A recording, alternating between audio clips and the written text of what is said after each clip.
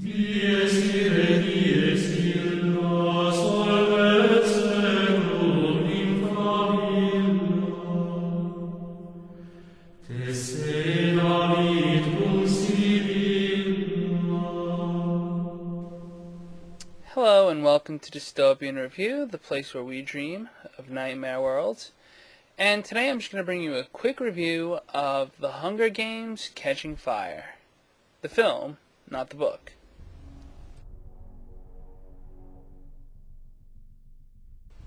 Now, I have to be honest. I can't say that I've ever read the Hunger Games books, and I can't say that I even watched the first of the movies.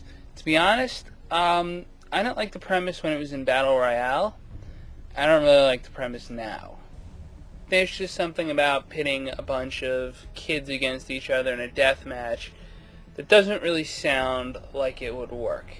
See, the way I think of it is, you have two ways to really control a population that might someday rebel on you. Your first one is, you keep them ignorant, stupid, and poor. That's the George Orwell way of doing things. That's 1984. Your second choice is you keep the people happy, entertained, and distracted. That's your Brave New World, Aldous Huxley kind of way. You got one or the other. Panem's method doesn't make sense. Aha! I forgot to mention who Panem is. They're the future dystopian regime that our heroine Katniss is pitted against. Why is she pitted against them? Well, they don't like her because she managed to trick them into a victory that she wasn't supposed to.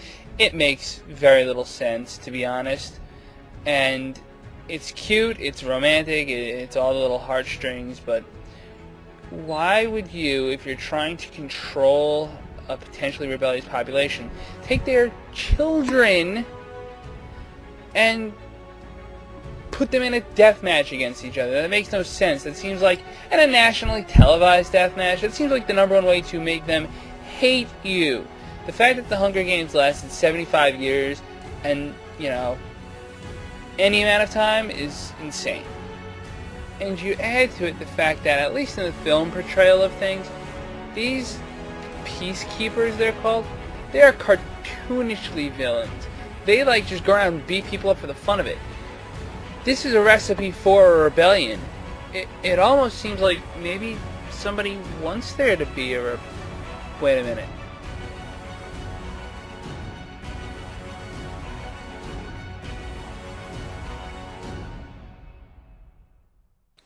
So, if I dislike the premise so much, and I find the bad guys to be downright hokey, why do I like the film so much? I don't like the premise, and to be honest, our main characters, Katniss and Peeta, kind of bore me. So, what is it that I find enjoyable about this film? I think we can all agree that Woody Harrelson did a good job portraying Haymitch. I mean, he's just a funny drunk guy with post-traumatic stress syndrome. Everyone in the theater just found that hilarious. Hey, it's not really funny. It's actually a serious medical condition in veterans. And guess what? Woody Harrelson actually did a really good job of portraying it.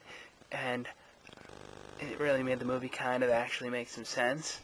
I was also a big fan of Joanna. She also exhibited a lot of the characteristics that a person who had been through an actually horrific event would portray.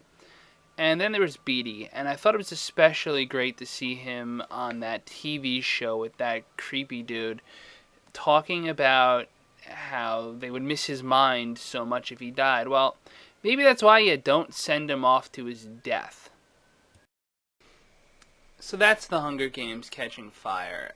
I mean, I'm not a big fan of the premise. I'm not a big fan of the whole system of control in place. But at the same time, something about the movie I enjoyed it. I'm not going to spoil the end. You kind of see it coming at times. You kind of don't. And it keeps from being a rehash of the first movie, which was my greatest fear, because I didn't like the concept to begin with. I don't get how that's appealing. On the other hand, I enjoyed it. What can I say? It was fun, and I kind of want to see the third one. I just wish that all the awesome stuff that happens didn't happen off screen. I wish it was on screen.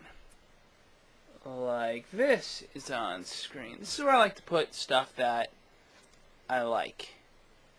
And I know it's hard to see, but this might just be next, because if you want a dystopian novel, Oryx and Crake by Margaret Atwood, that's a dystopian novel. So we're going to have to hit that next, I think. Until then, I'm Jesse Pullman, always dreaming of nightmare worlds.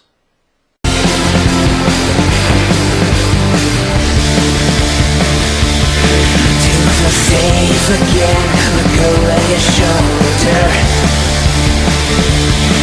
Very carefully, look over your shoulder.